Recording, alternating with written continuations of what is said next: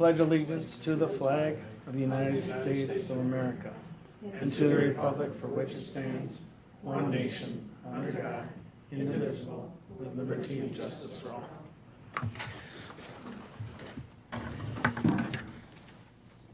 Thank you. We'll start with public comment. We have one person sign up. That's Tammy Stratz.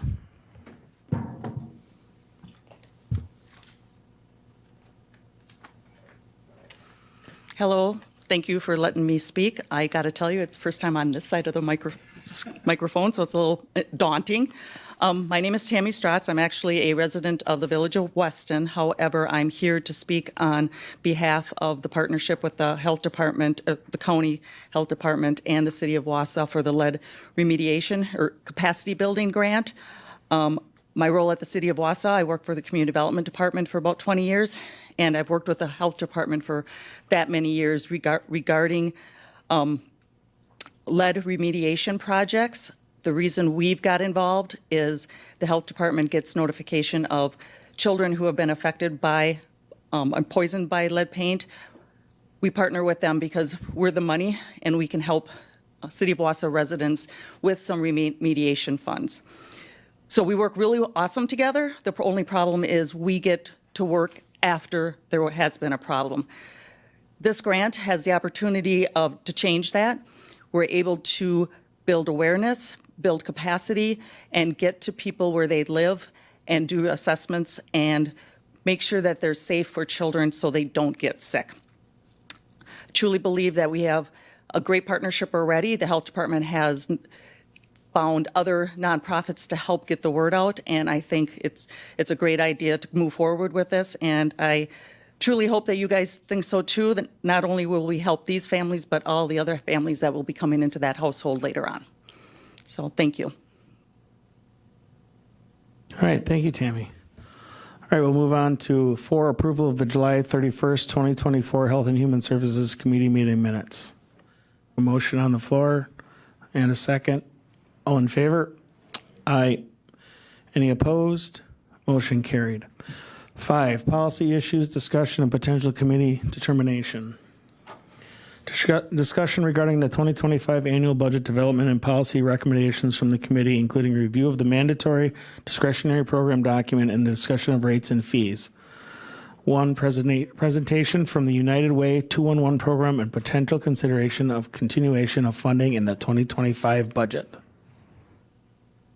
Thank you, Mr. Chair. I'll start, and then we'll have Jeff and his staff walk us through the presentation that's in your packet. But as you all know, as part of your budget development process, each of the standing committees with jurisdiction over a particular nonprofit that provides services that align with the departments under the committee's jurisdiction and was tasked with kind of reviewing the work done by those nonprofit agencies and making a recommendation as to whether or not the performance contracts that have been entered into, at least for the last several years, would be built into the budget.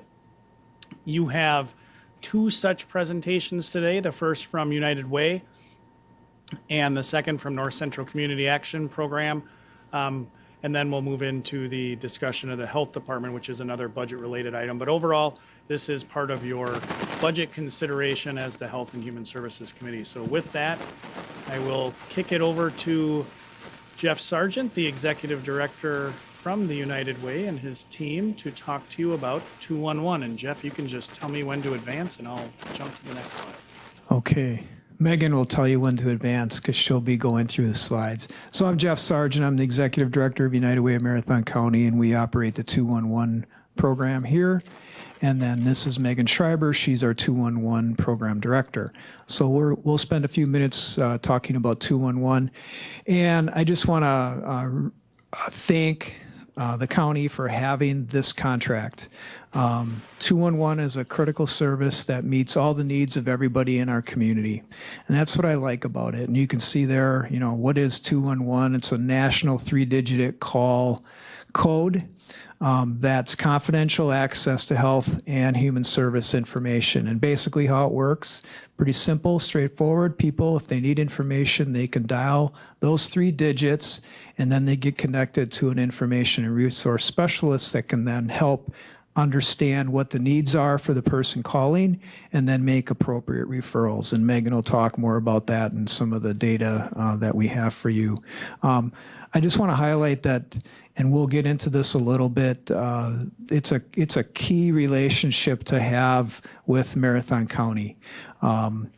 We, in addition to providing this service, we also provide a number of related services within the county itself. And Megan will go over those in terms of our relationship with different county systems. That's so critical for a variety of reasons, some of which are health related, some of are like natural disaster related. This contract that we've had with the county the last few years has really allowed us to be a resource for the community. And imagine a scenario where this service didn't exist, and what would our residents do? And they would have to call somewhere, and it's very possible they would be calling this entity, Marathon County. So it's a nice relationship to have where we have people that are trained, specialized in the data that is related to all the services that are available for our residents in a way that takes a burden off of a county system, quite honestly, but also provides a quality service to the residents that live here. And I think that's critically important on a number of levels. So I'll turn it over to Megan, and she'll kind of walk you through some data that we have for you today, and then answer any questions you might have. Okay, thank you. Like Jeff said, my name is Megan. I'm the director of the 211 program. And again, just want to thank everybody here in the county for helping us fund this program. And we just want to make sure that everybody in the room today understands what it is that 211 does and how we help the community. Jeff already explained the first slide here just a little bit, so you can go ahead and move to the next one. This is talking about how people can access 211. So like Jeff said, they can call us for a variety of reasons. We help them find health and human service referrals, which would be anything related to housing, utilities, transportation, COVID-19 resources, mental health, AODA, just about anything, you name it. We'll try to help them find it. We're available 24 hours a day by phone. It's just the 3-digit dialing code that you need to remember. Otherwise, we do have a 10-digit and a toll-free number. Our text is available Monday through Friday from 8 to 4, so they can text directly with one of our specialists. Online chat is available Monday through Friday, 8 to noon. Email is available Monday through Friday, 8 to 5, and then we have the database available 24 hours a day. So we try to, with the changing times, we try to keep up with technology and make sure that there's a variety of ways that people can reach out to us. So you can go to the next slide, please. This is just a quick breakdown of the different call centers in Wisconsin, just to show that it is a true statewide service. Different call centers take over a different region. We're located here in Marathon County, but we do serve a number of counties throughout the area as well. We are in the green region that goes up the middle of the state, and also a little corner over on the east part of the state in Brown, Door, and Kewaunee that we have additional contracts for. Next slide. Okay, this slide right here shows you how many calls we get per month. And these data elements are just for Marathon County. This isn't for our entire system. This is specific to Marathon County. So you can see that the lowest we get is about 300 calls a month, which is a lot. It does ebb and flow a little bit. There is not a whole lot of fluctuation month to month. We do have a couple of different seasons in 211. Our winter months are usually mainly tax calls. We have a program where we help people get connected to their local free tax programs. So we have a lot of phone calls for that in the winter months. Spring, summer, and fall, we have a lot of utility calls. That's the time of year that WPS is able to disconnect services for non-payment.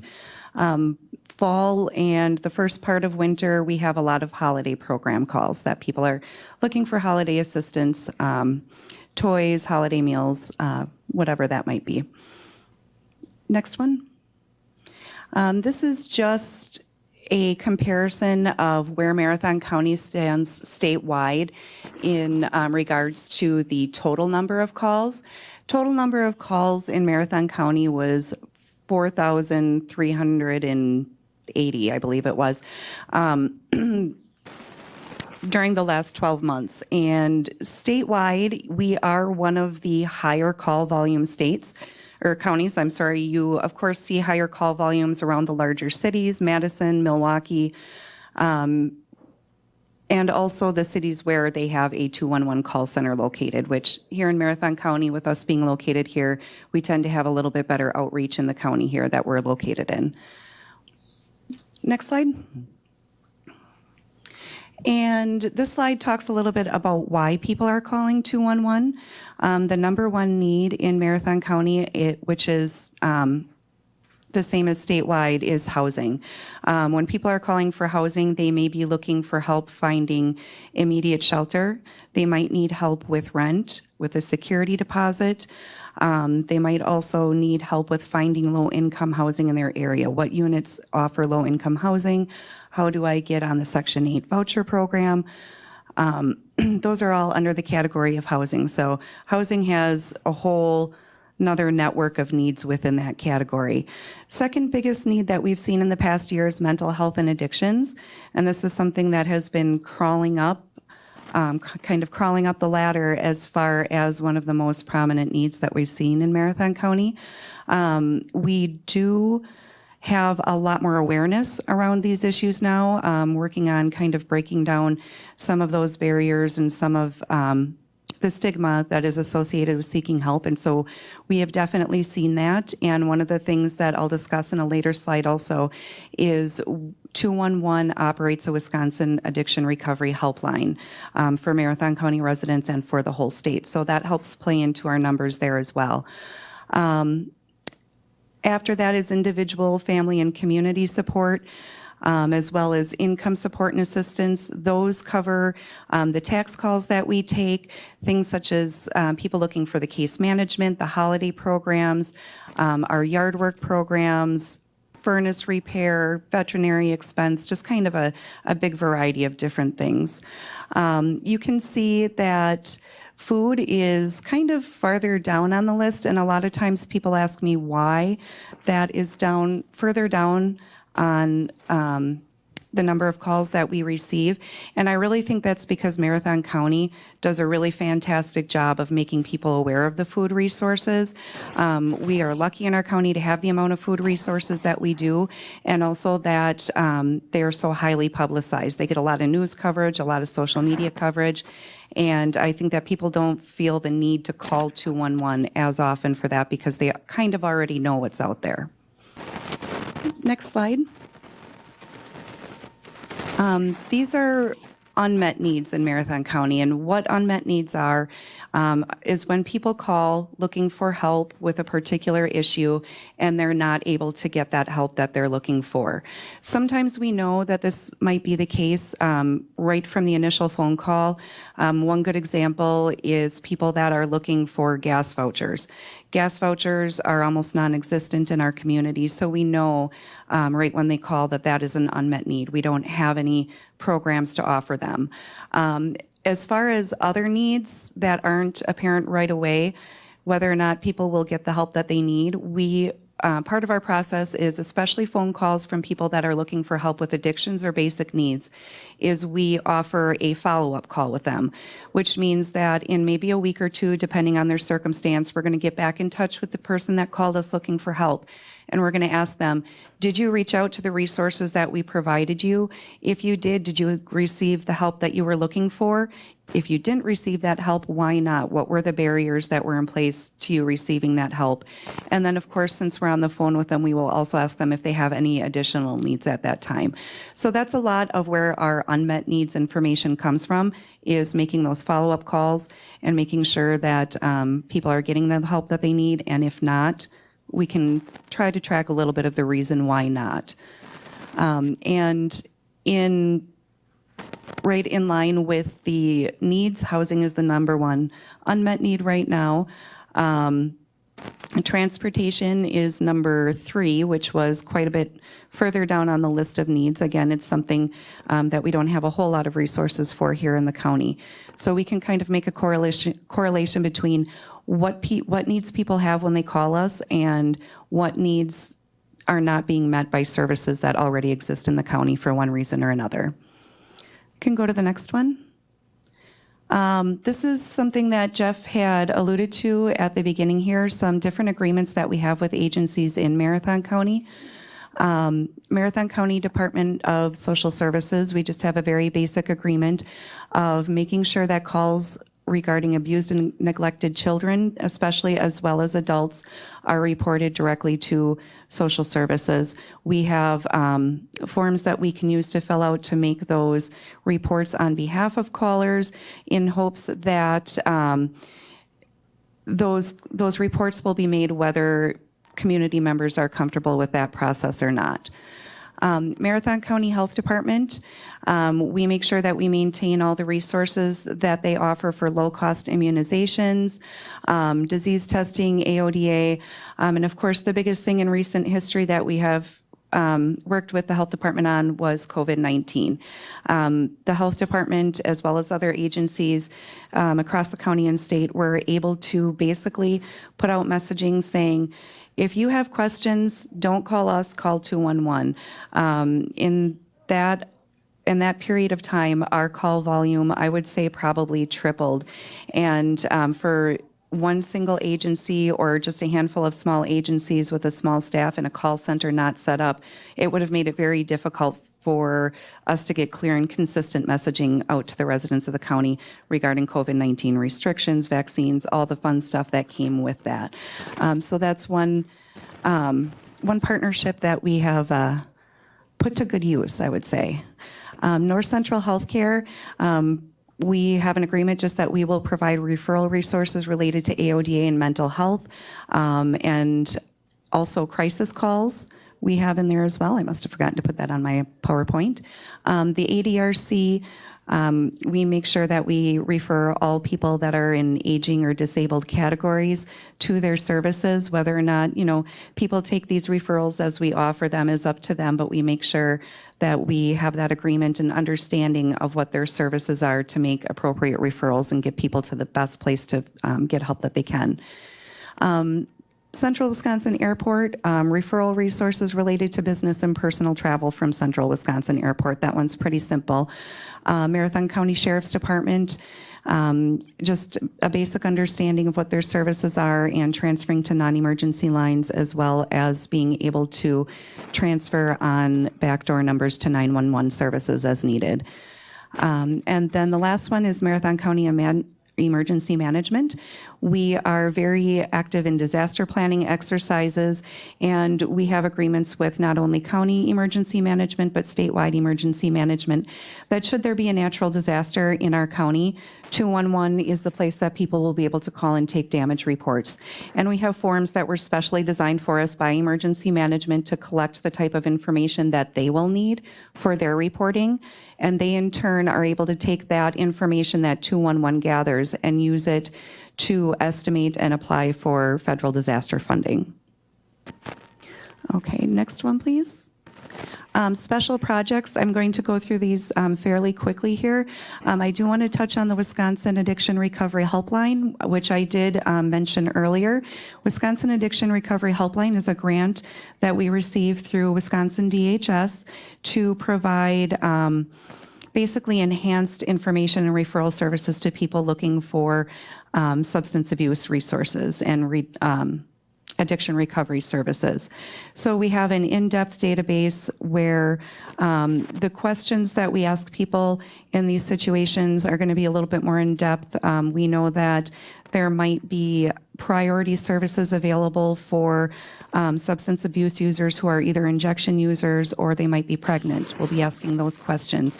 What type of insurance do they have, if any, so we can try to gear our referrals towards the places that will actually be able to help them. If they don't have insurance, we don't want to send them to a place that only accepts private insurance.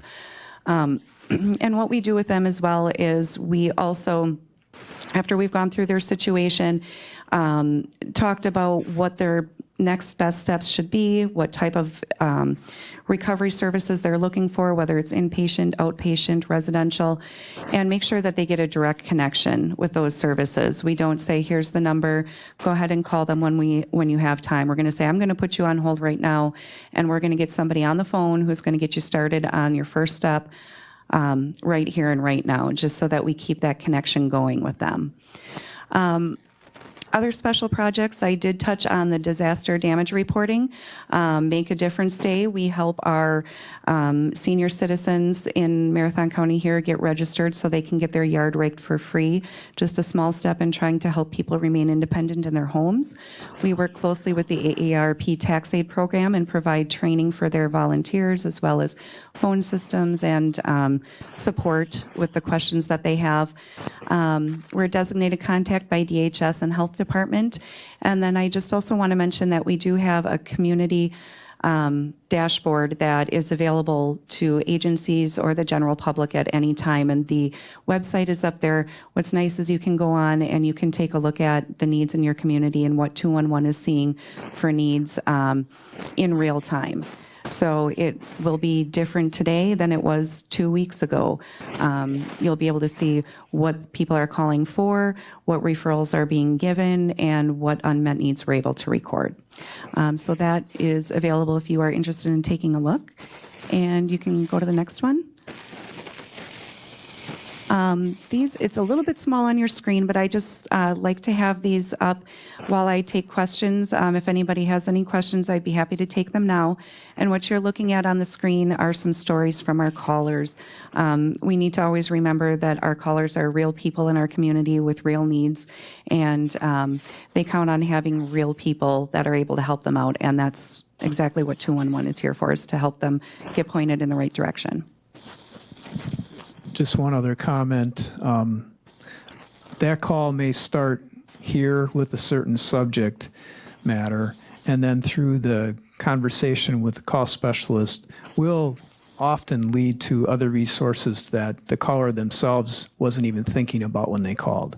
And that's what's kind of nice about the service, is that it may start with housing, or it may start with food, or an addiction issue, but they're also going to be checking with that caller about other needs that they might have, and they may end up getting other referrals that they weren't even thinking about when they called. So it's pretty comprehensive that way, and it's really a nice thing that it isn't just like, I'm calling about this, oh, here's the resource, and you're done. It's literally a conversation where the person calling can really guide where they end up. And it's done in a confidential way. It's all private, and there's no names, and there's no identifying information. This is just somebody getting the information they need that can help them. And that there's a purity about that really is a nice thing for a community to have. Yeah, so we'll take any questions. Questions? Go ahead. Thank you for your presentation. I was wondering what we had given to you at the last budget. Do you recall what that is? I think it's $40,000. Yes, $40,000. And is the ask for more than that, or is it staying at 40,000? Well, I'm not in the budget conversations, but I believe it's the same, correct? I am planning on funding them at the same level unless you tell me otherwise. And I know Jeff and Yeah, is that team, question directed to me, No, Lance? not. I was going to say, I know they could put more money to good use. I would just say I've planned on $40,000 and trying to make that work. If you say to give them a lot more, that'll make my job a lot harder. But I would just echo before you ask any other questions. If you think about this from the perspective of if we didn't have this service, what would it mean for the county, which is why we have this performance contract? We would need staff to answer these calls. And historically, we did have, my understanding, this predates me, but historically, we did have individuals who would do more of that kind of general call center sort of work, primarily within the health department. The nice thing about this service, as was alluded to, is we funnel, like our strategy is push people to 211. We get 211 the accurate information from our perspective as to what people need to know for our services and how to access them. And then we push people to 211 for the reasons Jeff just alluded to. That conversation can meander and bump into other things. And I'll just give you one other piece before we go to the next one. As Megan alluded to, like they work very closely with emergency management. We just had a large scale event, an emergency management event, a planning exercise down at our Lakeview Drive Conference Center. And yes, 211 is a huge part of that because, again, we push everyone that has a question about from, hey, I'm somebody that a tree fell on my house and I need that tree removed. Who can help me? To, hey, I'm somebody with a chainsaw and I'd like to help. How can I help? So just participating in that event, there were probably 75 to 100 people down at Lakeview Drive representing various entities. I participated in a number of days of that. 211's a big part. So from the everyday call center approach to the, hey, we had significant storms on the western part of the county and trees came down. People call and ask, I need help. Who can help me? To, hey, I want to help. And 211 helps us in all those regards. So in my estimation, if you didn't have this performance-based contract and 211 were to go away, if you follow those two assumptions through, it would place a considerable burden on county staff to be the people receiving those phone calls. And I know we're not the only local government that relies upon 211 to do that. So some background for the newer members. So way back in the day, priority-based budgeting, when we had the non-for-profits, and then we started saying, okay, we're going to cut all these things. What we started to do is, okay, what would the cost be to the county if we didn't have these programs? And that was one of the things where why we do this pretty much every 2 years, kind of bring people up to speed of what we're doing as far as with the non-for-profits and explain that there's a value, what that value is, and if it outweighs if we were to do it ourselves. So that's what we're kind of bringing up today is bringing up the 211 and the NCCAP and things like that. And then we as a board have to, in the budget process, say, yeah, we're going to fund this or we're not going to fund it. So, this was brought up, correct me if I'm wrong, Kurt, but 7 years ago, I want to say, or 8 years ago. So just a little background, I guess. Any other questions? More questions? I would just say, building on what Chair Boots referenced, that discussion led to what I think is a more direct approach. Historically, it just had been, hey, are we going to fund select nonprofits? And the list, I want to say, was about 10 nonprofits that were funded. But that funding wasn't always directly tied to a performance contract. In fact, there weren't performance contracts. So starting, I believe the conversation about funding the nonprofits has been ongoing. In 2020, that was one of the changes we put in place, was directing administration to say, all right, here's the funding amount. These are the expectations that are had of the nonprofit entity. So if you look in your annual budget document for United Way 211, just like Megan referenced, there are specific provisions within that performance contracts relating to partnering with social services, the health department, North Central Healthcare, the ADRC, Central Wisconsin Airport, the Sheriff's Department, and Emergency Management. So that was that kind of the outgrowth of those discussions Chair Boots referenced. And the amount of $40,000 for funding has been consistent throughout at least the last 4 years for United Way. Anything further questions? All right, with that, thank you for your presentation. We'll move on to A2, presentation from NCCAP and potential consideration of continuation funding in 2025 budget. Good afternoon. My name is Diane Sunholz. I'm the Executive Director of North Central Community Action Program. And Lance, if you want to skip to slide 68, that's where the actual presentation starts. The contract is listed here first, which I agree. I think it's a wonderful idea to spell out what we do for the county in this contract. And you can just skip to the next slide. That's just our mission statement. If you all have that, you can read it at some point. But the next slide is the history of community action. The important thing on this slide is really that community action agencies exist in 96% of the communities nationwide because we fill the gaps in the communities that we serve that are left from services provided by city and county governments. So we do have a very important role in the communities we serve. The next item on this slide that is important is our board. I too report to a board, and our board is made of 3 sectors. It's the elected officials. Bill from Marathon County Government and Steve Robinson are on my board from Marathon County. I don't have anyone from the city of Wausau, but I do have the mayor from Rapids and county board member from Wood County, and we have 2 Lincoln County board members. And then we have private members who are serving the low-income population. And then we also have formerly homeless or people who have received our services in the past. They're on our board as well. And we have that composition because we feel it provides the best information to be able to serve our low-income population. So on to the next one. This is just more history about how many CAP agencies are around the state and the fact that we're all charged with collaborating with our local partners, not only the city and county governments, but also other agencies who provide services to the lower income population. The United Way is one. I mean, we get a lot of referrals from United Way as well, but we also get a lot of referrals from the shelters, the DV shelters, domestic violence shelters, churches, food pantries. So we work with a lot of community partners. And that's really important. And we also respond to natural disasters with basically housing aid, utility aid, and that type of thing. So during COVID, this was really big here in Marathon County and the other counties that we serve, Wood and Lincoln. We assisted renters with approximately $795,000 in rental and utility assistance. That's just in Marathon County alone.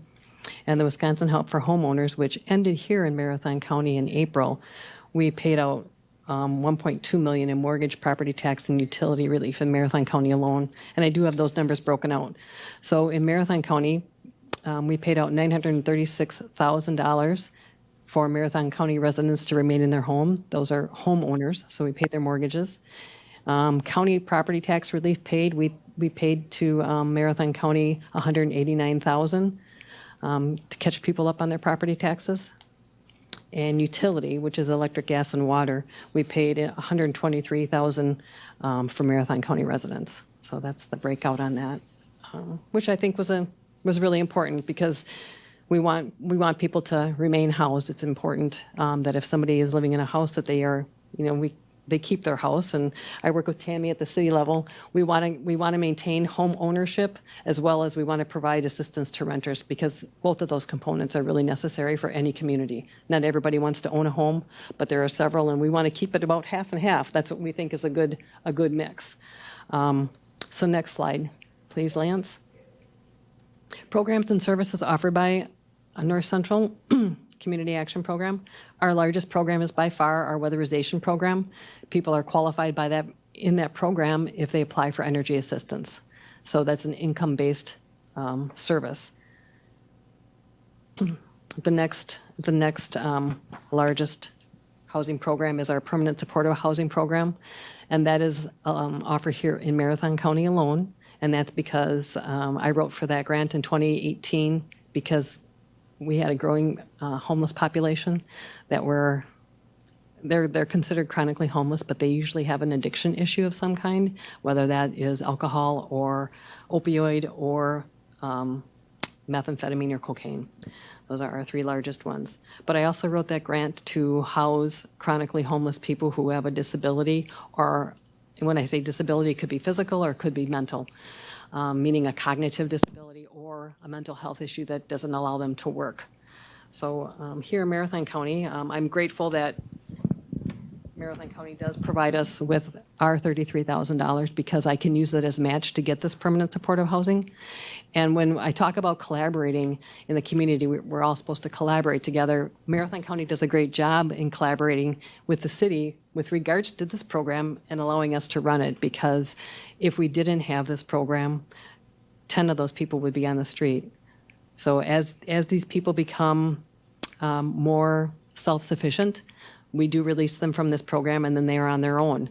So then we take in another person. So this is a continually running program. So I wrote this grant for 10 chronically homeless because at the time we only had 20 chronically homeless. So I thought if I could take half of those people off the street, that would be a good thing. It seems now that there is a growing problem. We're not exactly sure why that's happening, but we do think that there's a transient population that is coming through, and they continue to stay. So if we find that that's the case and they want to go back to where they came from, where their supports are, whether it be family or a treatment program that they can get into, we will make that happen. But in the case that they want to stay, they can stay in here in our program. We have a really great relationship with many, many landlords. So thankfully, we're able to get people housed. The next largest programs are our 5 other housing programs, and they vary in length of assistance. Our largest one is our prevention, and that's usually just a 1-month rental assistance where people come to us because they had a crisis happen, whether it be a car accident or a medical emergency, or their child got hurt and they had to be off of work for a month. We can provide them with a 1-month rental assistance, and that's usually enough to keep people going and keep them stable. When we do meet with all of the people who are in our housing programs, we do provide case management services, and people say, well, what is that? So I'm going to explain a little bit of that. When we meet with somebody, we do an assessment of how they feel, if they're healthy, if they have enough food, if they need other services, if their children are in school. We're required by the state to kind of perform that assessment. So we need to know what's going on with that family. We have to have transfer plans in place in case that there's a victim of domestic violence. If they need to be moved, we have to be able to facilitate that move. So case management involves a lot of things, but it's a lot of discussion, and it's a lot of follow-up. And sometimes, like Jeff said, when you get to talking with a family or an individual, so many other things come up, and we have to be able to assess that. And with our housing programs, we do have to track the referrals that we give, and we have to track just about everything about that individual in a de-identified way, which means we can't identify them. So we take all their information and put it into a database and keep it confidential. And we are required to do that. So there's a lot that goes into the case management and housing programs, but it's also really nice to be able to help individuals and families stay housed, because once they're not housed, then you see people on the street, and we don't ever want to see a family, much less anybody, but a family with children when they're homeless. It's very traumatic for the kids, and it takes them a while to recover. So we don't really ever want to see them to be homeless. So our other housing programs are the 1 month to 24 months. It's crisis, it's prevention, rapid rehousing. That's usually 6 months to a year, and that to get on a rapid rehousing list, they have to be screened and put on a coordinated entry list. And that coordinated entry list is, it's mandated by the state. Anybody that goes into rapid rehousing or a prevention program or permanent supportive, which I just spoke about, they have to be on a list, and we have to go in order. And the reason the state made that change several years ago was because a lot of agencies were cherry picking the easy clients to put in housing and to use those housing dollars. And they didn't like that because it's not fair. You can't just pick somebody because they're easy to be housed and then place them in a program and not really have to case manage. So they changed that process, and I think it was a good process. It's difficult. There's a lot of certifications that have to happen to be able to do coordinated entry, but it's a very much an important thing, and it's needed so that there is no discrimination at all. It's based on a series of assessments that the state created. So I think it's a good process, and it works. It houses people. So the next item on this slide, programs and services, is the outreach program, which is just case management. And like I said, that goes with all of our clients. Even in weatherization, if our guys are out on the road or in a house and they see something, they say something. I know that we've made several referrals to ADRC, several referrals to health departments in all the counties we serve, based on what we see when we go into a house to assess it for weatherization. The next slide is just a layout of all of our programs, just for you to refer back to if you have any questions. And permanent supportive, I guess I really talked pretty much about this already, but it's designed for households that have a documented disability, and if it's physical, mental, or an addiction is a disability, they qualify. So this is a really tough program to run, just simply because it's hard to get people to go to services that we feel they need to overcome their addiction. We can't make them do anything because we have to follow Housing First. So that means when Housing First, people talk about that, we have to place them in housing, and then we work on their barriers with them, but only if they approve that. So I'll just say that some of the people that don't want to work on their barriers end up getting rehoused like up to 3 times, and then we can't rehouse them anymore. And they get rehoused because if they have multiple people in their apartments, our landlords don't like that. They don't like it when their property is destroyed. So we don't unhouse them, it's the landlord. They kick us out, then we kick the tenant out. And that's probably one of the only ways they can get out of that permanent supportive housing program. It's unfortunate, but after a while, sometimes people do get it, and there is recovery. I mean, we do have a success rate of about 30 to 40% with that program. I wish it was a lot higher, but at least there is some success. So it's kind of a tough program, but until HUD changes their mind about Housing First, we don't have any we won't have a higher success rate. That's why I really like partnering with the justice system. When they have somebody that's involved in drug court, that person is already well on the road to recovery. And if we can get them in a housing program, we would love to do that. Sometimes it works, sometimes it doesn't, because Lance, you guys have your own housing. But if we can get them into one of our programs, it helps our program success rate, which is always good for future funding. But it's also feel good for my staff because they like to have more successes with that particular program too. So we love working with probation and parole and the Justice Department with people who are already on the way to recovery. That's a good thing. Just a little bit more about Section 8 in the next slide. That's available only in Lincoln County. That is a really great program to have because we can enroll somebody in Section 8 up in Lincoln County and then port them down to Marathon County. So if we have somebody in Marathon County that is really needing a Section 8 voucher and the wait list here in Marathon County is really long, we'll say, think about moving up to Lincoln County for a month or 2, and we'll port you back down to Marathon County once you get your voucher. So it's a really good program, and it helps all of our housing programs because we want to, like if they're elderly or if they have like a lot of children and they don't make a lot of money, then Section 8 is a great program for families. We really like that program. We wish we could run it here in Marathon County, but it's really huge, so that would take a lot of staff. So we're kind of glad that you guys take care of that, the Housing Authority. Just next slide just talks a little bit about affordable housing complex that we have in Marshfield. We own that. It's only a 6 unit, but it helps those 6 families quite a bit. So we're able to offer them lower rents and affordable housing for them is when it includes all the utilities and they can afford the rent. It's 30% of their income. So that's wonderful. We love running that, and we're looking at running a project here in Marathon County with the city, if we can find one, right? Mm-hmm. A place to build it, and they let us. And Marathon County Contracted Services, I just really made it brief on the next slide, Lance, about what we do, but I did include the full contract and the amount of people that we have served so far in 2024 in this contract. I don't think you all have printed packets, but it was probably in your online packet. Okay. So real quick, North Central Healthcare Community Treatment. I did outline it in the contract for you on what it does, because a lot of people say, well, what is North Central Healthcare Community Treatment? What is that? Well, they do a lot. So I really spelled that out on what they do in this. I just don't want to go over it here because I want to keep this brief. But we provide housing-related services.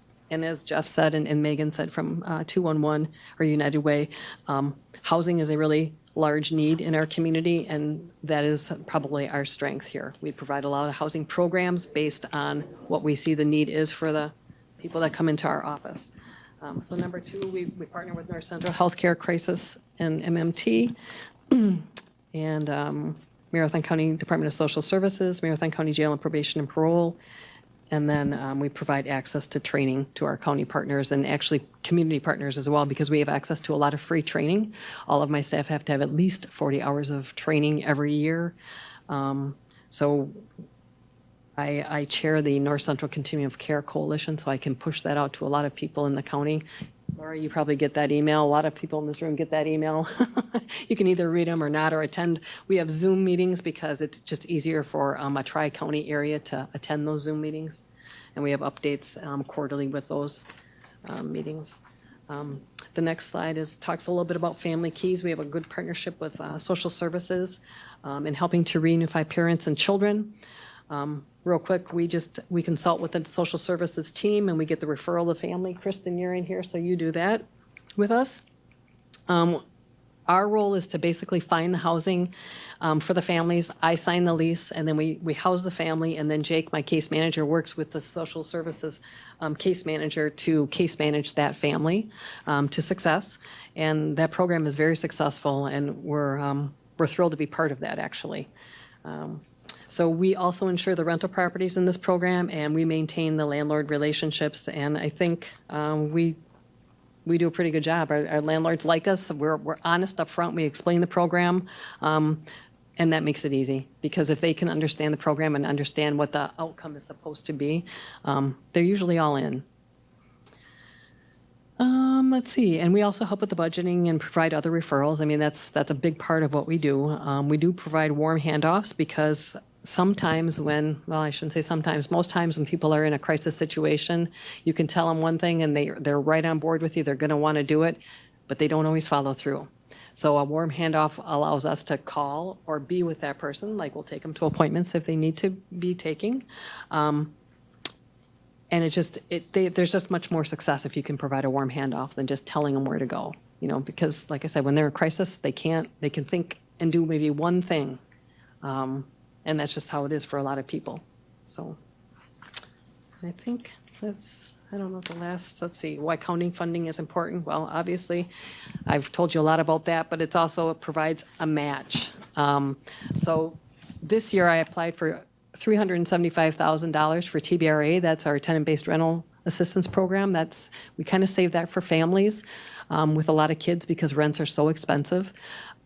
And I got $280,000, so that means I have to provide. They lowered the match to 10%, so that means I have to provide $28,000 of match just for that program alone. Doesn't sound like a lot, but it is. And when I say match, we use that. So we use the money that we get in that program to help people as well. So that's how we have to provide match. We can't just say, oh, it's cash out here.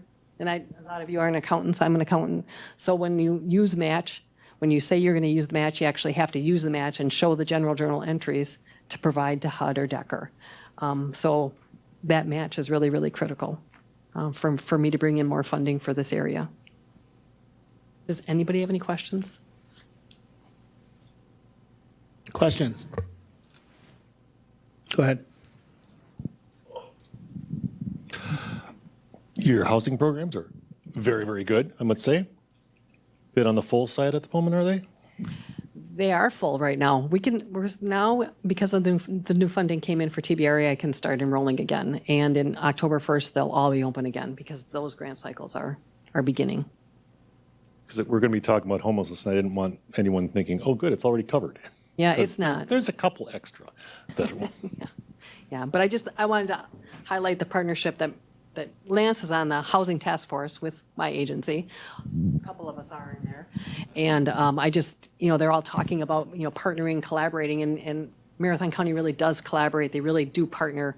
And this program is, PSH is showing that. it's one element, which is great. It's one element. It's one element. AmeriCorps? AmeriCorps. So AmeriCorps just ended. It did. So since the last meeting, it ended. My program director retired in an instant, and the day before the program ended, or the program year ended. So I had a day to hire somebody, and I don't have the capacity to run that program. So I notified the state. I ended the program, but I just did a letter of intent today to restart that program in 2025. So it'll start again in August of 2025. Going to be running a little bit differently too. Further questions? All right, thank you. All right, with that, we'll move on to 3. Health Department HUD Lead Capacity Building Grant White Paper, incorporating grant work into the 2025 annual budget. Okay, well, I'm here today with my colleague, the Director of Environmental Health and Safety, Kate Florek, and we're here to talk about the white paper that was presented in the Health and Human Services packet entitled U.S. Department of Housing and Urban Development Lead Hazard Reduction Capacity Building Grant Program. So that's a lot of words to say. I'm just going to go through briefly what this entails, the importance of lead mitigation, and then we'll go over some details of the grant and take some questions. So essentially, the city of Wausau was awarded approximately $1.9 million through the Lead Hazard Reduction Grant from the U.S. Department of Housing and Urban Development, otherwise known as HUD. It aims to protect children under the age of 6 years old from lead poisoning by enabling local governments to implement comprehensive programs for identifying and controlling lead-based paint hazards in eligible privately owned and owner-occupied housing. If we move forward with this proposal, what this would mean is that the health department would potentially work to subcontract with the city to provide services and get $561,000 over 3 years. Other sub-awardees for this grant would potentially be the Medical College of Wisconsin, the Wisconsin Institute of Public Policy and Service, the Hmong American Center, Hands-On Leaders Association, otherwise known as OLA, and Community Infrastructure Partners. But again, the city would have to determine which partners they would want to contract with. So the grant builds on the work of the city's Equiflow lead-free program, and again, they would contract with the health department, and we would serve as program director and manager. And I just want to mention, I want to go through why we care about lead real quick. So lead is a significant health threat with no safe level in the human body. It can cause profound harm to both children and adults, affecting brain and nervous system, causing hearing loss, anemia, hypertension, kidney damage, immune system dysfunction, and potentially reproductive health issues. Even low-level exposures in children can reduce IQ. It can lead to long-term consequences, and it can cause long-term issues with attention and behavior. Lead exposure in children is often difficult to see and identify. Most children don't have any obvious immediate symptoms, but lead effects can be permanent. But if we catch it early, there are treatments that can reduce blood lead levels in children and reduce long-term effects. Lead exposure is preventable, and it comes from various sources, including lead-contaminated house dust from high lead content in paint in older buildings. Once a child swallows lead, their blood lead level rises. Additional sources that could include lead leaching into drinking water from old pipes, lead paint chips, lead glazed containers, workplaces where lead is used, waste from production processes, and it could be found in some imported toys, some seasonings, cosmetics, in soil, air, and water near mining operations or smelters. You can also have some exposure through cigarette smoke, including secondhand and third-hand smoke. And once a child's exposure to lead stops, the amount of lead in the blood decreases gradually. So now I'm going to hand it over to Kate, and she'll go over a little bit more about the program. Thanks, Laura, and thanks for having us back. I'm starting to feel like we're here on a regular basis, but I'm very okay with that. So thanks for having us again. I'm going to start out by talking a little bit about what we do at the health department now with lead. So we have a variety, and I'm going to start with the environmental health side, which isn't in the same order as the paper is, but just bear with me. On the environmental health side, we are statutorily required to intervene if a child is identified with a particular blood lead level. Our contract with the state is at 10 micrograms per deciliter, so it's actually more a lower level we intervene at. The state statute is either 2 consecutive 15s or 1 level of 20. So we go a little bit lower than what the state does. So we, for a very long time, have been intervening in homes if we find a child with a lead lead level of 10 or greater. If they're in the city of Wausau and they meet grant requirements, we work with the city of Wausau, with Tammy's office, and we've been doing this for a very long time, when we go into the home and find the hazards to do the actual mitigation, and the grants will cover the cost of doing that work. So we have a really strong partnership with Tammy and have worked on this for a very long time. If these homes are found in other areas of the state, we certainly try to find county. We try to find other resources. We are currently working with the state right now. We have identified one home in the Athens area to use a similar kind of grant in order to complete this work. Additionally, the health department has to complete their CHIP. Hopefully everyone's familiar with that. It's been ongoing for about 30 years now. There is an element of our CHIP that looks at lead. We have an image from our CHIP in your paperwork. I do think it's also important to note that with the kids that we work with, and then their homes, just since I've started, which it says January 2023, but I started in March. But we've had 3 kids that have required chelation therapy. So that means that their blood level was so high in their blood that they had to have it removed. It's pretty intense. They're in the hospital. It's really serious. So it isn't just, we see a lot of low level lead poisoning cases in our community. We see some very, very high ones. And I did include a chart for 2023 and 2024 to date, showing what levels we've seen here in Marathon County, starting at 3.5 micrograms per deciliter. Although, as Laura said, there's truly no level that's safe in the body. These are just the levels that we start doing any sort of intervention. So that's what we do with lead. Long history, statutorily required. 2 sanitarians that go out and do the work, 1 public health nurse that works with families, but we have a lot of experience working with lead. So when we looked at this grant opportunity, the city said, we feel that it would be best to be the grantee, the awardee, and subcontract with the various players that can do the work.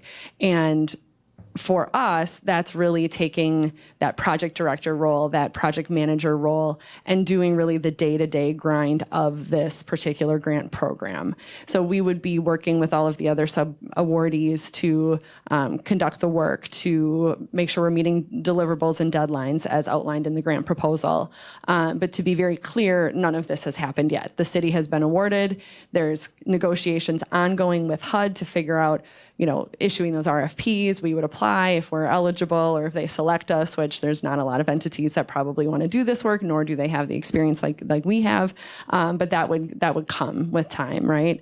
But really, there's a few main components of what this grant does. It builds from the lead line replacement program that the city is already doing, where they've identified that there are homes that have lead lines, which probably also have lead hazards elsewhere in the house. So we would create this group of community health workers in conjunction with some of these other sub-awardees to go in to these homes with consent, of course, and test for lead. Do capillary tests on the kids or even the adults to find out what their capillary level is. If it's high, we would want to do a venous draw as well. And then also looking at contractor capacity in our area to find out, can we train more contractors to become lead hazard certified construction companies? What are the barriers? We have some known barriers, having done this work for a number of years, but how can we work more closely with those contractors to build that capacity?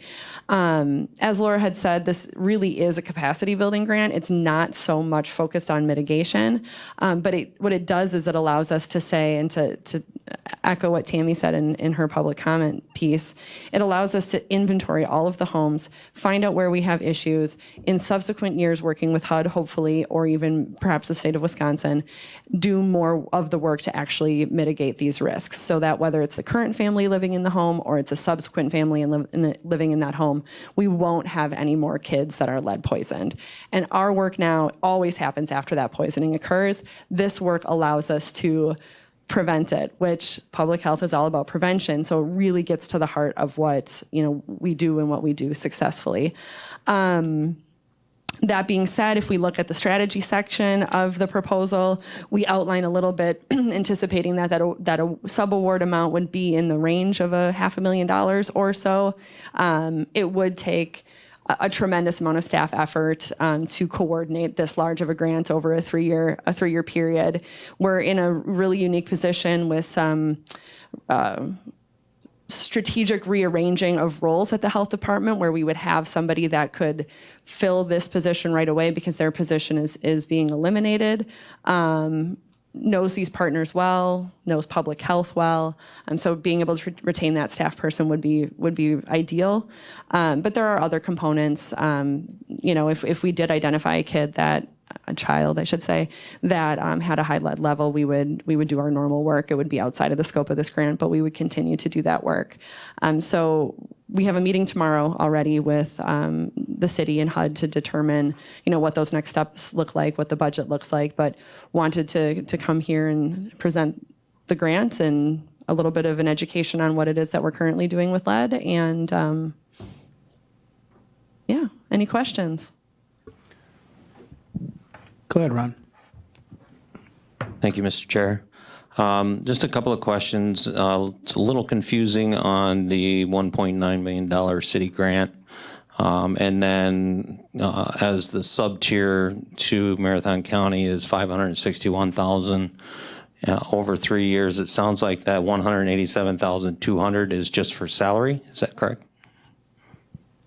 That's like each year annual Right. cost. Yeah. So over 3 years, it would total that approximate award amount of 561. Okay. And it also says in the budget includes a minimum of $561,000. Can you clarify that? So the way that the grant project works is with HUD, we put together this proposal with the various partners saying, okay, here are the kinds of activities that we would anticipate that we would do, that you would do, that the city would do. But once the award is made, then there's this whole process of negotiation, the partners coming to the table and saying, yes, absolutely, this is what we are going to do. There are a couple of, preliminary conversations that we've had with a few of the partners that may have to back off a little bit. So there may be some additional work that the health department could pick up. So there's just that little bit of fluidity, I guess would be the way I would describe it. So it's not a firm number, but it's close. Okay. It's close. And a follow-up to the subcontractors that would come in and do some work and they need education and certifications and things like that. Would that fall under the city's purview, not necessarily Marathon County's purview? Correct. Okay. Yep.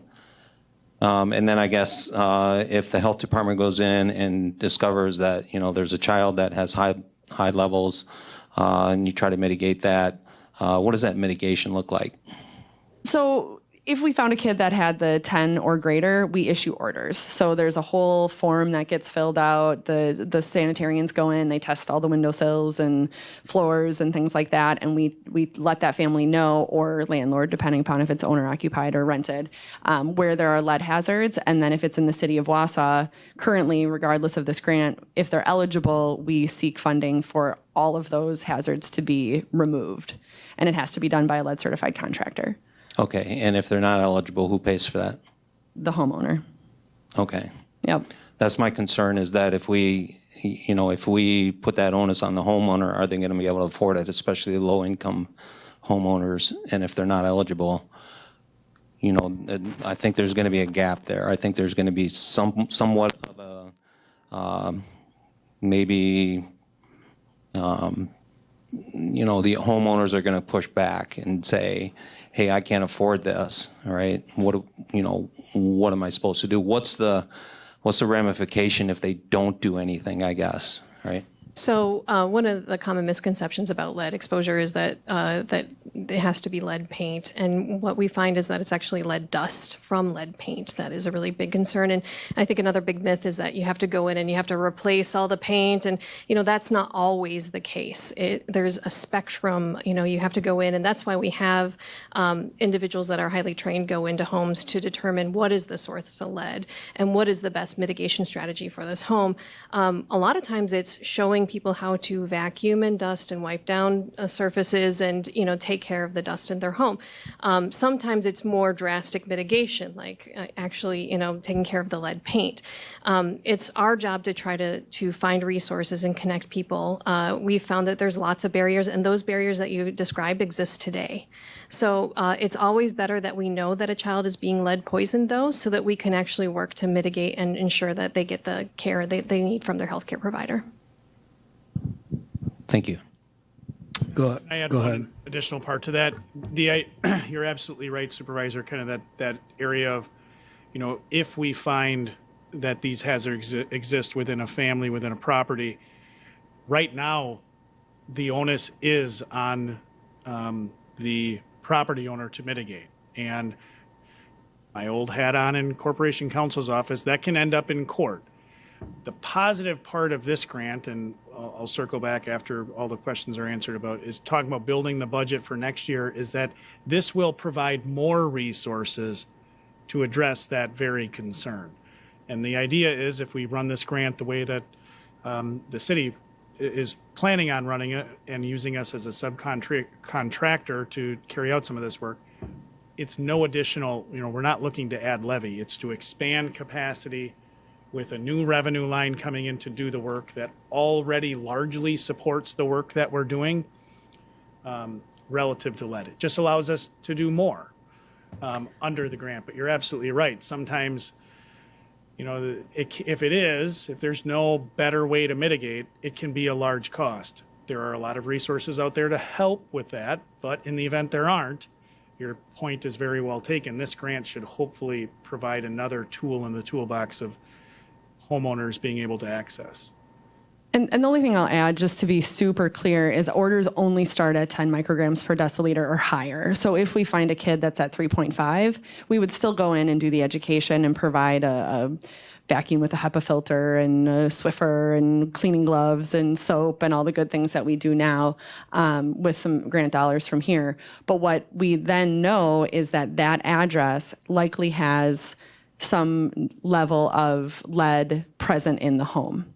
And we can also go in and use an XRF machine and figure out where those are. And then in another grant cycle, we can apply for funds so that we can actually go in and do the mitigation, not at the expense of the homeowner, but through the grant. And then if another kid comes in and happens to chew on that windowsill more than the first kid does, we're not then issuing orders. It's not that cycle that we unfortunately see sometimes where we have a family that's in there, the kid is poisoned, but not to the level, they are poisoned. I shouldn't put that part in quotes, but not at a level where we intervene with orders. We just go in as a friendly visit. But then the next family that moves in, we do see orders that happens. And that's what this grant gets me really excited about, is that we can just get rid of that problem altogether. I want to also mention that this would allow us to work with the city to purchase equipment. And so one of the things that we would look to in our agreement with the city is our ability to use that equipment, not just in the city of Wausau, but potentially in the rural areas as well, once we find it, because it helps us determine where lead is happening, where is the exposure. So there is potential for us to be using equipment where it's needed most, and that could be anywhere. Thank you. And on page 4, your chart, and I'm just assuming that chart pertains to that 10 level that you're talking about. Is that correct?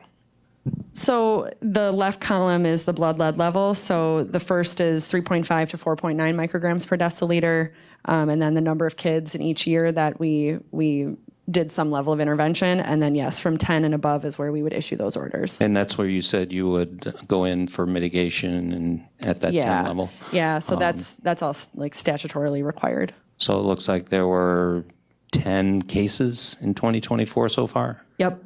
At that level that you had to go in and mitigate? Okay. Yep. Okay. Thank you. You're welcome.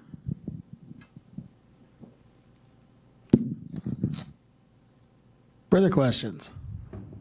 Go ahead. I have a few questions. Who are the collaborative partners that applied for this HUD? So those are listed on the first page of the white paper. They're the medical, so us, the health department, Medical College of Wisconsin, WIPS, the Hmong American Center, OLA, and community infrastructure partners who all work together to write the grant. Okay, so those are the sub-awardees. Also, the city's Equiflow lead-free program, I'm not familiar with that. Can you explain that also? Yes, so the city received, they have this Equiflow lead-free program to replace 8,000 lead service lines within 5 years. And so they're prioritizing homes in disadvantaged communities. And so the idea is that those homes that are identified as needing lead line replacement often are older homes, and older homes often have lead paint. So the idea of this grant was to really have a synergistic effect. They're already going into these homes, they're already talking about lead. This is a great opportunity to engage community health workers to speak with the individuals at the homes, and see if they would be interested in lead testing or more information about lead. Again, it's a great opportunity. We're already talking about lead, or the city's already talking about lead. It's a great opportunity for us to be talking about lead, not just outside the home in these lead lines, but inside the home as well. Okay. As far as building contractor capacity for leading mitigation, who are these other partners how do you build that contractor? I got lots of them. Oh, we love questions. I That's hope great. we don't stop at 3. Nope, you can take as many as you want. Okay. So really what that's looking at is why do we have so few contractors that are certified to do lead work? What are the barriers? And I think we listed in here some of the barriers that we're aware of. It's more insurance for that contractor. There's a greater cost in actually doing the abatement work because they have more requirements that they have to follow. The training expenses, whether it's for the actual certification itself or to send somebody to go, the lost wages that person has, things like that. And there's really not an incentive right now because contractors are in high demand. So what are the things that we can do potentially to adjust for that, to account for that, to get more contractors interested in becoming lead certified, construction certified? I'm not sure, that's probably not the right word, but yes. And that would come out of the original 1.9 million. Yeah, and this is all capacity building too, Okay. remember. So this isn't necessarily that we're going to be doing the trainings. It's more, what is it that we need to do? And then in subsequent applications, because HUD does have other grant programs available that sort of are the stepwise. Next, you do this first, then you do this, then you do this. So this is really to just look at that capacity. Okay, I'm going to just keep filing through. Okay. Are all blood levels reported? We find out at 3.5 and higher. That's when the health department is notified. Okay. Statute considers 5 being lead poisoned, but then the orders piece is at those higher levels that I mentioned. Okay, because Laura, you had explained that any lead is not good. So why are they not reporting anything below that number? Yeah. So not every pediatrician tests every child. And that's part, some pediatricians do it as routine, but some pediatricians don't unless they have some do a survey prior to the child coming into their service, indicating whether, and the parent would indicate whether or not they live in a home that was built before 1978. And then that would trigger them doing a blood lead test. And so sometimes, again, they have a reporting requirement that if it's 3.5 deciliters, micrograms per deciliter, that they need to report it. But if it's under that, the physician might just work with the patient on their own. Okay. So we've got 3 years for this. Then what? Mm-hmm. So we've got a person that we've hired to do this for 3 years. Then what? Yeah, so we have a lot of grant programs that when we hire into this work, we explain to them that we have 3 years not guaranteed, but 3 years of the program that is available. And what we do say is that they are aware coming in, that the program, if the program goes away, the position goes away. This program would allow us to retain a staff member. Right now, we've identified redundancies within our Nurse Family Partnership Program, and because of that, we have a manager that would be able to move into this position, and was qualified, highly qualified for this position. So it would be able to, it would help us actually retain a valued staff member. Going on to the in-kind match. So explain to me the match of the 10% of the award totaling. Is that something what we pay, the $56,160? So our match would likely be the work we're already doing. The amount of work that we already do for lead is more than $56,000 a year. It doesn't have to be here's $56,000 cash and we show it that way. It can be through the work that we're doing in support of this grant that isn't outlined as what we're doing in the grant. Another activity, depending upon, again, these negotiations, is if we're doing venous draws and it's being done at the health department, none of that information or none of that work is covered in this grant. So we're not concerned that we would be able to hit that $56,000 just because we already do so much work in lead. Okay, that was page 5. Now, let's see here. Will another grant be processed for the remediation and abatement contractors? So we're hoping that there's other HUD grant funding that might be available. So again, Kate mentioned this is a capacity building grant. There are grants related to mitigation and implementation that we would be eligible for potentially. What we want to do is we want to do this, start at the beginning, do a capacity building grant, and then we would have the ability to continue and try for these other levels.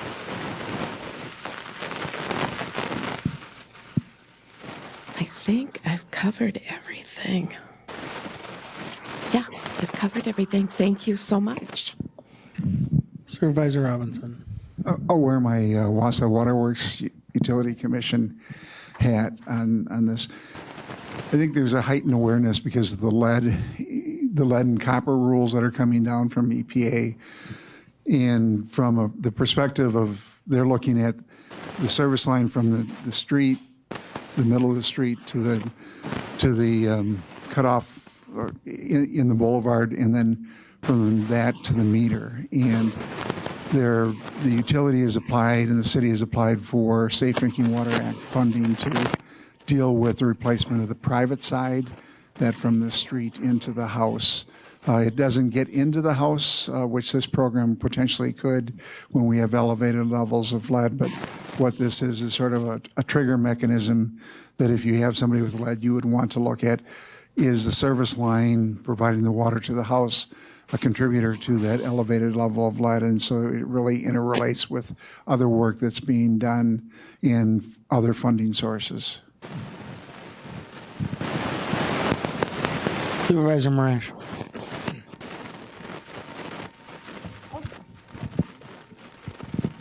Thank you, Chair. I, too, have several questions, and I wanted to wait till everybody that's actually on the committee had a chance to ask them, so I appreciate your patience with me with my questions ahead of time.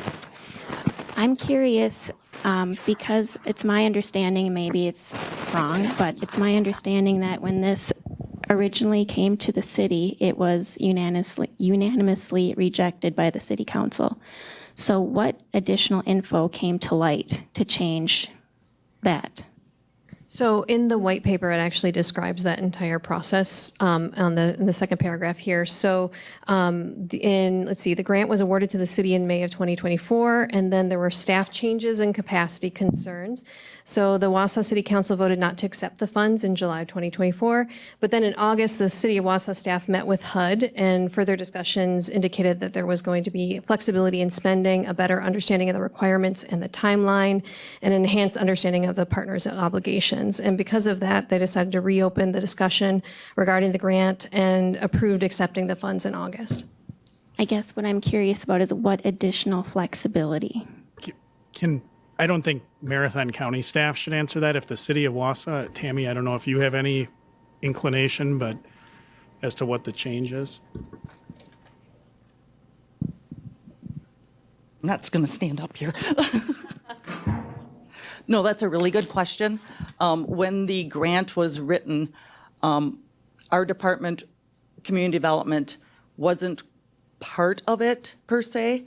It all started with the water lines and in hopes to get additional funds to help with that.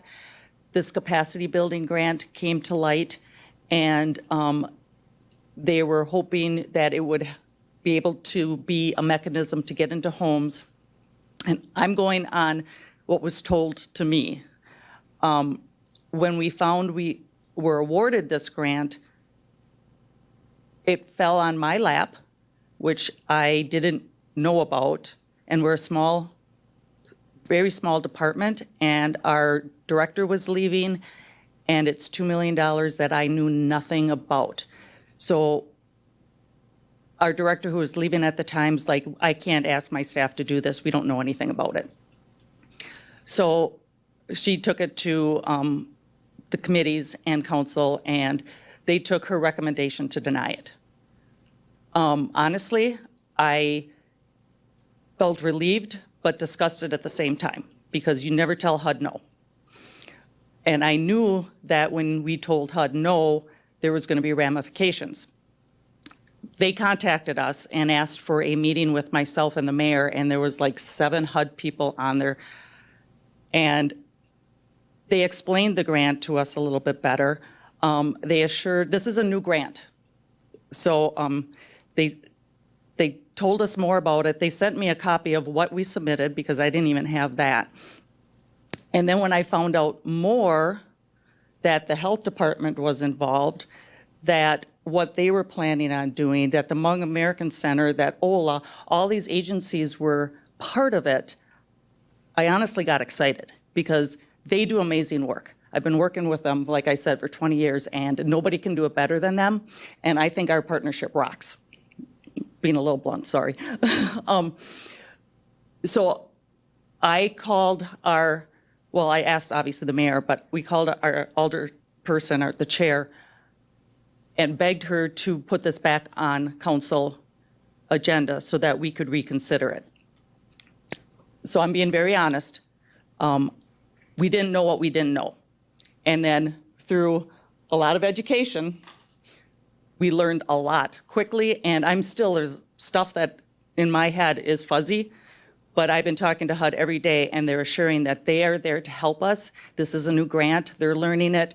When it comes to budgets, like Kate said, it's very fluid. We anticipate where we're going to spend it, but when it comes to, we find out that, oh, wait, this isn't working, let's try this, or maybe there's another nonprofit that should be part of it. We get to make those decisions through the whole thing, which is pretty cool.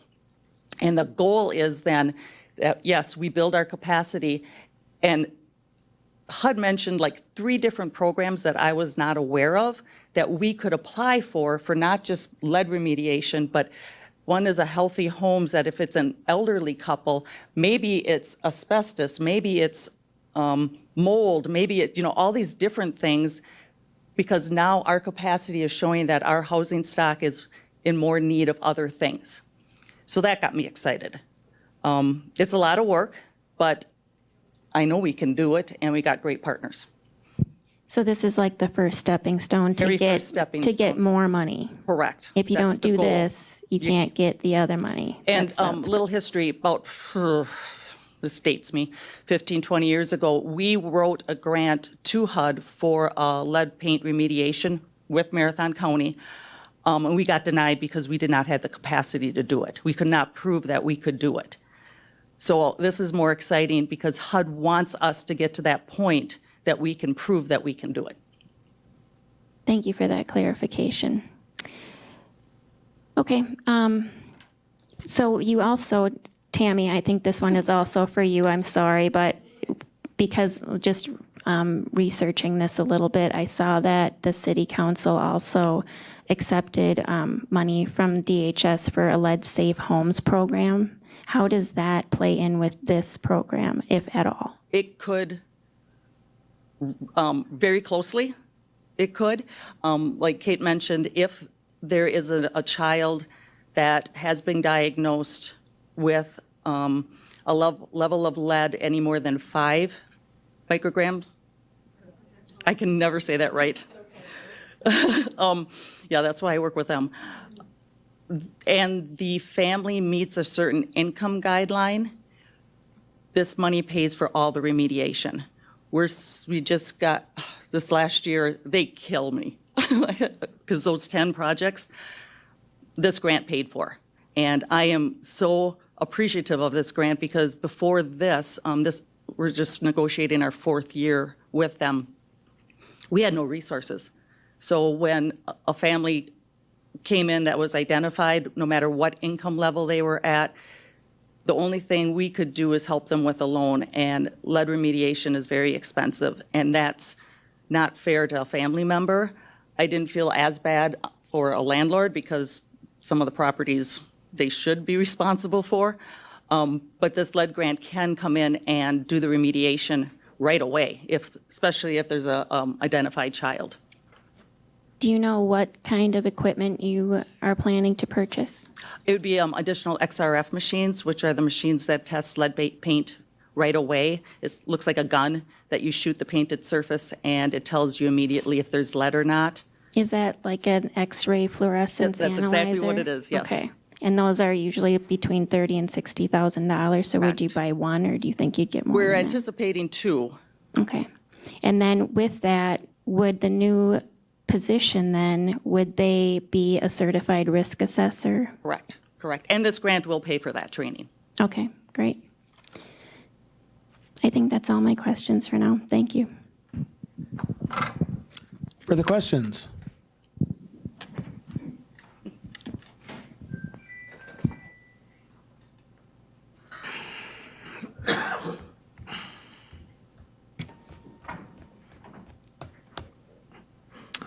Any further questions? All right, thank you. Potential committee determination. Go ahead, Lance. So these 3 items that we just that you just received information on, you'll see they're under the heading on the agenda for under the budget under 5A, because I'll start with the 2 nonprofits.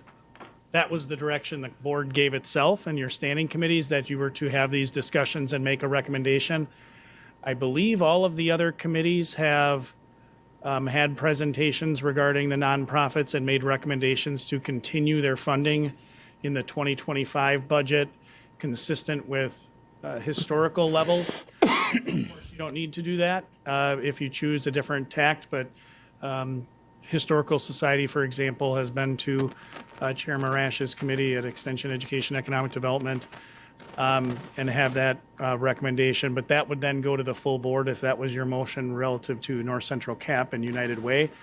Similarly, with respect to the grant that you just talked about at the lead grant as a sub-awardee under the city's proposal.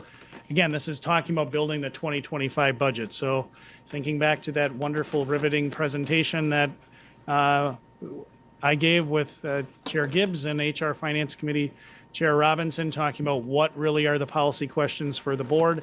It's what programs or services do you deliver? It's the first one. At what level and at what cost? This is really arguably what programs and at what level. It would be expanding our additional lead work, as Kate and Laura have referenced. That's a policy question for you. We don't need to do it. If you want us to, let us know that direction and we'll build it in the 2025 budget. And you can always change your mind if you want to do that through the budget process, but this is one of those policy areas for this committee. The 2 other, the United Way and North Central CAP, my understanding is once this committee makes its recommendation, we'll pool those together in a single resolution to go to the board. But the HUD grant would be something that we would just then build into the budget. There's no, from my perspective as the administrator, there's no new levy going in. This is hey, we're going to do more work that we're going to be paid to do.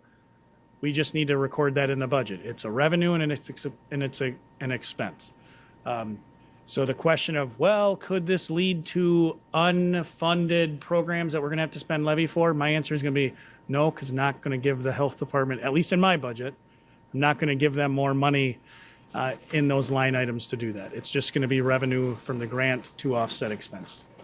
So I hope that kind of answers the kind of why, from a process standpoint, those three things are before you today and what potential motions you could make. All right, with that being said, does anybody on the committee want to make any motions?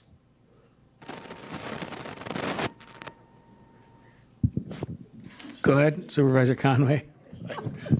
They don't have a microphone. I would make a motion to have the administrator go forward with the HUD application for the budget process for 2025. I have a motion on the floor. Do we have a second?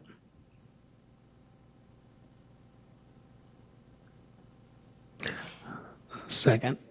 We have a second? Who wants a second? I'll second. All right. We have a motion and a second. Is there any further discussion? With that, Mr. Chair, this is Yi.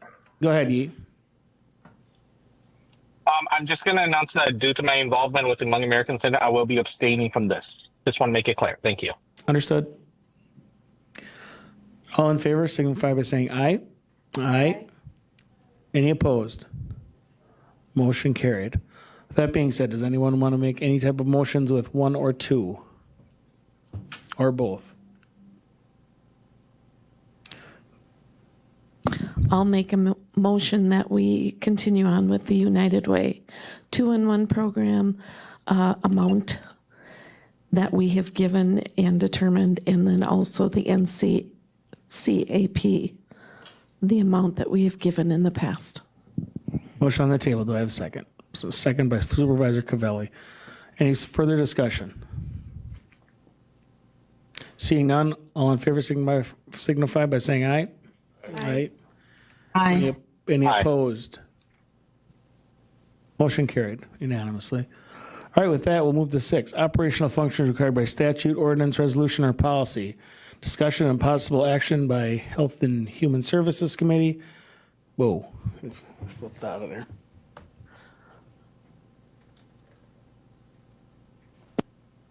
Consideration of charter for the creation of a joint City of Wausau and Marathon County Homelessness Task Force, and I will move that. I will actually turn it over to Administrator Leonard. Sure. This is a follow-up from your last meeting where we made some changes. I met with the mayor of the city of Wausau as well as the city council president to kind of talk through some of the information that you discussed at your last meeting to fine-tune the proposed charter for that joint City of Wausau and Marathon County Task Force. It's in your packet beginning on page 87. I'm not going to go through everything in detail. It's largely the same as the charter as it exists before, with a few modifications, particularly to composition, making clear that it's 2 members from both bodies selected by those bodies through your normal appointment process. For the county, that means if this were approved, Chair Gibbs would work with the mayor to bring forward those recommendations. If you have any questions, I would be happy to answer them. The only other real modification is that it's kind of unique how it would be led. It's to be co-chaired by 1 member of the city council and 1 member of the county board. Kind of borrowed that strategy from how the state legislature has a member of the assembly and senate often co-chair various efforts. But you'll see the deliverables set forth in the document. It's a relatively short task force term, 100 days. So they bring forward some recommendations to really try to get at what is the role of local government in addressing those challenges. And just on a side note, I've had several supervisors approach me about this. Supervisor Cavelli, Supervisor Lemmer. So if you would, Mr. Leonard, if you could reach out to those supervisors about the charter, first of all. And then any questions, I guess, or concerns about the charter at this point? Go ahead, Supervisor Conway. One thing I thought you might want to have in here is just the definition that we're looking at. There's a lot of definitions of homeless versus unhoused. HUD, I think, has 4 different ones. We need to know what we're looking for, and that could probably inform what it's going to do. If it's just going to be unhoused folks, if it's people that are in danger of, and the school districts have even another definition of what it is. So just like to know what we're signing up for. Anything else? Other suggestions? Go ahead. Thank you, Supervisor Conway. I think that's a good point. I think maybe that might be something that this task force can determine and probably come up with a definition for that. And I'd like to make a motion to move this to the county board. Okay, we have a motion on the floor. Do we have a second? Second by Supervisor Arstead. Okay, further comments? Go ahead. Go ahead. That was going to be my suggestion. If there was things you wanted to tweak, if you've made a motion to get it before the committee, and then if you did want to wordsmith and make changes, you certainly can do that here. I think your suggestion relative to the inquiry about how we'd want to define homelessness, I think that's a great piece for the task force to kind of take on themselves, because as Supervisor Conway noted, there's multiple different definitions, and if you try to solve all of them, the definition for school districts, for example, includes a lot of things that probably wouldn't fall under the definition of what people generally think as being unhoused. So if you do feel that's needed, you can certainly make a motion to amend the charter to reflect that. That's why I put the giant draft stamp on it. But it would, your next step, should this pass here, it would go to the county board for consideration at your next meeting. And then, if approved, Chair Gibbs could then bring forward a slate of recommendations working with the mayor to fill out those spots, because again, it's a joint task force. Is there anything further? We have a motion and a second. Anything further? All right, well then we'll proceed to vote. All in favor signify by saying aye. Aye. Aye. Aye. Aye. Any opposed? Motion carries unanimously. All right, thank you. That will move on to consideration of accepting donation to Veteran Service Office for veteran emergency assistance. And I'll turn it over to Administrator Leonard. Thank you, Mr. Chair. And we do have Jill Jeffroy on virtually to answer any questions. But the short explanation here is that our local VSO office has received a donation for $3,200. And the idea is that that money it's being donated by Covantage Credit Union. They're for use for veterans to access emergency funds, which we have in our budget. And Jill can talk through what that emergency assistance looks like. But state law requires that any and all donations not budgeted go through the county board. So if you want to accept the $3,200 to help veterans with emergency assistance, we need to follow our process. But with that, Jill, if you have anything else you want to add with how you generally use those funds? Sure. First of all, I just want to clarify, Covantage is the one that did the cashier's check. It is coming from the Central Wisconsin Military Show. They did $2,000 for Langley County and $3,200 for ours based on our veteran population. We have a service commission, 4 members that review requests that we get for assistance. Usually it's utility, usually it's rental assistance, things like that. And again, it follows the same principles that we've talked about to keep people in their home. Sometimes it's just needing that 1 month assistance to get them by. Other times it is paying utilities that are past due to avoid heat being turned off or renting a new place and have that bill hanging over their head. So we have a process in place to use the funds, and we definitely need the funds. So I would ask that we can accept this $3,200. All right, do I have a motion to accept the funds? Motion made by, go ahead. Thank you. I would like to, make this kind of formal. As a veteran myself, I'd be honored to make a motion to accept the funds to help the Veterans Service Office. Motion by Supervisor Cavelli. Do I have a second? Second by Arstead. All in favor, signify by saying aye. Aye. Aye.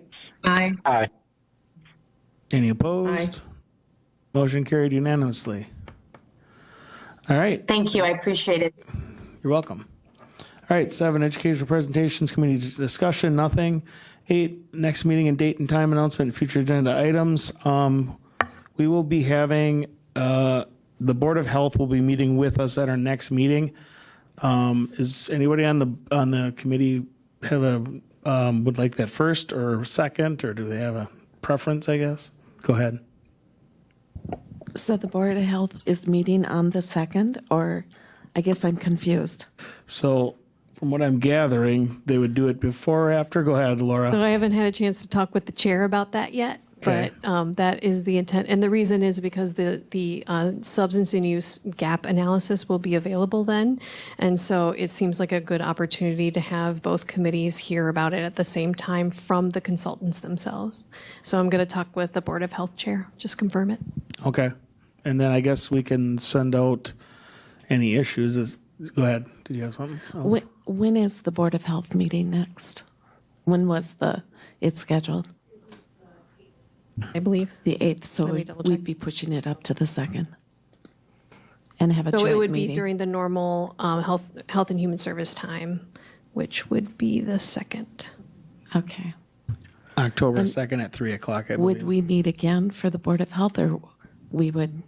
I'm going to talk to the chair and see what her feelings are about this, but my thought is that would be our meeting for October. Thank you. Laura, real quick, what kind of time frame are we looking at for the presentation? Ballpark. It's up to you and Tara, so you and I might want to talk about it. They're prepared to go for about 30 minutes, but if you want to give them more time or less time, please let me know. Okay. Okay, and then with that, committee members are asked to bring any ideas for future discussion. Next meeting, again, Wednesday, October 2nd at 3 o'clock. We'll send out an email once we know a little bit more about the Board of Health. Anything else for the good of the order?